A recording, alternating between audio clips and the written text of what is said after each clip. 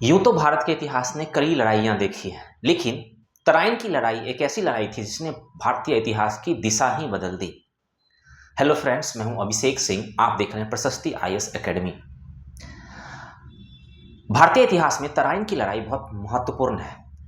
तराइन की दो लड़ाइयां हुई, एक 1191 ईस्वी में तथा दूसरी 1192 ईस्वी में।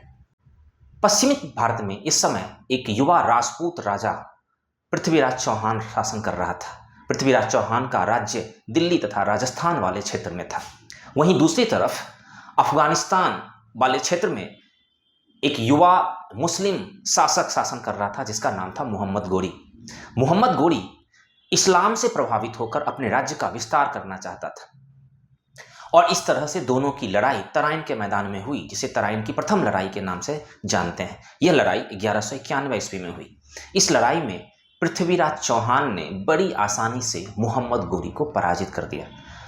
पराजय के पश्चात मोहम्मद गोरी वापस लौटकर चला गया। ऐसा माना जाता है कि राजपूत योद्धा हारे हुए योद्धा को पीछे से वार नहीं करते हैं या वो हारे हुए योद्धा को माफ कर देते हैं। राजपूत योद्धाओं के लिए शायद युद्ध एक खेल की तरह है, लेकिन पूरी दुनिया में युद्ध एक खेल नहीं होता।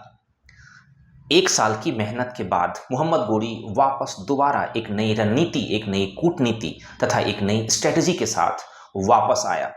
तराइन के मैदान में एक बार फिर से मोहम्मद गोरी और पृथ्वीराज चौहान की लड़ाई हुई, लेकिन इस बार युद्ध का परिणाम विपरीत रहा। इस बार के युद्ध में, जिसे तराइन की दूसरी लड़ाई के नाम से जाना जाता है, 1192 ईस्वी में यह लड़ाई हुई और इसमें मोहम्मद गोरी ने पृथ्वीराज चौहान को पराजित कर दिया। इतिहास की यह लड़ाई बहुत महत्वपूर्ण मानी जाती है क्योंकि इसी लड़ाई के साथ भारत में मुस्लिम शासन की स्थापना हुई। आखिर क्या हुआ कि पृथ्वीराज चौहान की इस बार पराजय हो गई?